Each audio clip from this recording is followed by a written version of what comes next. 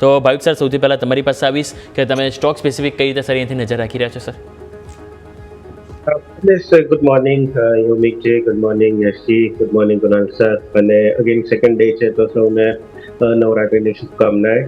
I think reality સેક્ટરમાં એક અનંતરાજ છે એ મારા રડારમાં આવ્યું છે. આપણે જોઈ રહ્યા છે કે એટલીસ્ટ શોર્ટ ટર્મમાં એક વીકમાં નિફ્ટીને આઉટપરફોર્મ કરી રહ્યું છે અને છેલ્લા 2-3 દિવસથી આપણે જોઈએ તો એક સારું સ્ટ્રોંગ વોલ્યુમ દેખાઈ રહ્યું છે. આપણે કેટલા વખતથી લાસ્ટ ફેબ્રુઆરીથી જોઈએ છે તો ફેબ્રુઆરીથી સપ્ટેમ્બર સુધી એક કોન્સોલિડેશન ઝોનમાં ટ્રેડ કરી રહ્યો હતો વિથ લોઅર વોલ્યુમ, અને છેલ્લા 4 દિવસમાં એક બ્રેકઆઉટ આવ્યો છે વિથ હાયર વોલ્યુમ, જે દર્શાવી રહ્યું છે કે આઈ થિંક એક બેઝ બની ચૂક્યો છે 400 થી 420 નો, અને હવે 665 ની આસપાસ આવી ચૂક્યું છે.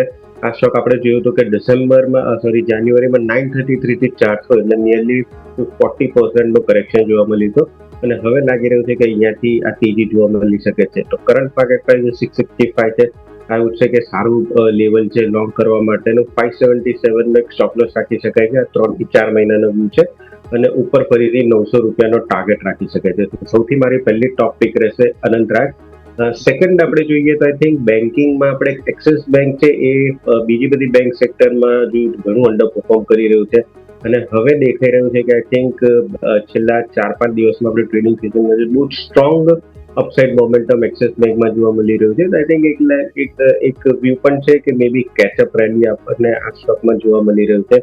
યસ, ઓફકોર્સ ફંડામેન્ટલ્સ આપણે જોઈએ બેલેન્સ શીટ નથી પણ સ્ટ્રોંગ છે, એટલે ટેકનિકલી મને લાગે છે કે અહીંયાથી હવે નેક્સ્ટ રેઝિસ્ટન્સ છે 1220 થી 1240 નો, એ આપણને ટચ કરતા જોવા મળી શકે છે. કરંટ માર્કેટ પ્રાઇસથી બાય કરી શકાય છે. 1140 નો સ્ટોપ લોસ રાખી શકાય છે અને 1220 થી 1240 નો ટાર્ગેટ રાખી છે. એક્સિસ બેંક ને અનંતરાજ એ બે મારે ટોપ પિક રહેશે.